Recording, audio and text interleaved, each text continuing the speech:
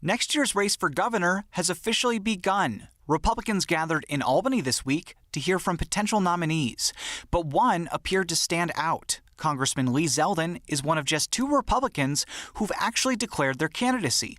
And State Republican Chair Nick Langworthy said he's already ahead of the pack. I think it would be a safe assumption that Lee Zeldin is the frontrunner because he is the only person that's declared his candidacy to that level. Whoever the party picks as its nominee will go on next year to compete against either Governor Andrew Cuomo or whichever Democrat replaces him on the ticket. There's speculation that Cuomo may not be the party's nominee next year, given the multiple controversies he's faced in recent weeks. Among the latest are claims that he used state personnel to work on a book he published last year, which reportedly earned him millions of dollars. Cuomo has denied the claims and said again this week that any work on the book by state employees was done so voluntarily. But some people were mentioned in the book. I wanted to make sure they were okay with the mention. I wanted to make sure that it represented what they did and the facts correctly. So some people volunteered to help on the book. But Republicans are hoping to capitalize on Cuomo's situation in next year's race for governor. Zeldin is one of them. I believe that New York is ready to be returned to glory, but it's not going to happen with a continued reign of Andrew Cuomo. Zeldin is a former member of the state Senate who was elected to Congress in 2014, and he made his mark in recent years as a close ally to former President Donald Trump. He was one of 4 Republicans from New York to vote against certifying the results of last year's presidential election. But when asked how that could affect his chances at the polls next year, Zeldin said he planned to focus on other issues that matter to voters, like the economy, public safety, and education. I will triple down on the issues that matter most to New Yorkers. Right. And what will happen over the course of a campaign is that you will get questions to try to distract you from the issues that matter most to New Yorkers. And he's not the only Trump ally seeking the nomination.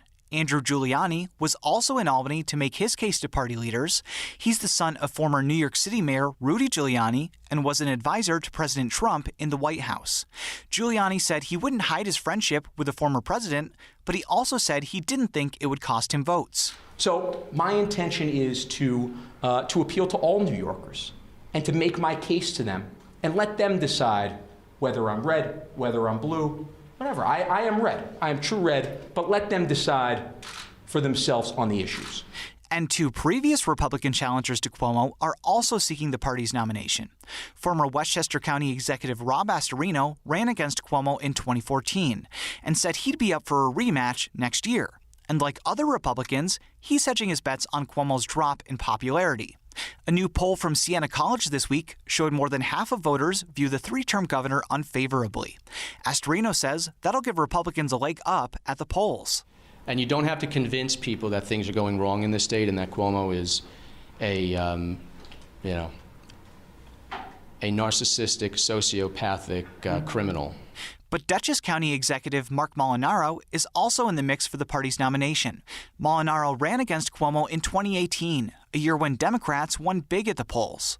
He's considered to be a unifying voice in a party that's been split in recent years between those who've sided with former President Trump and those who've come out against him. And his message to party leaders was that Republicans could only win at the polls if they found areas of common ground among voters, like lowering property taxes and promoting transparency in government.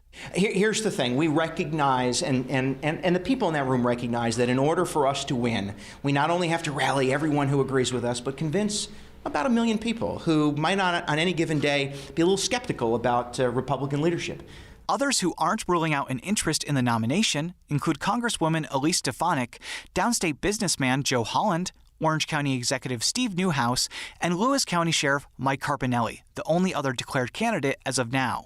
Langworthy said he's hoping to avoid a primary for the party's nomination and that they plan to coalesce around a candidate in the next few months. I think in a best case scenario, we have this put to bed by the early part of this summer, where we know where we want to be as a party, what candidate we want to be behind. Democrats, meanwhile, have started to think about who could replace Cuomo as the Democratic nominee for governor next year if he decides not to run. But that decision is likely months away and would only happen if Cuomo gives up the mantle. It's also not unlikely that he'll face a primary next year. All of that will likely depend on the outcome of the impeachment probe launched by the Assembly last month, which could take months to wrap up.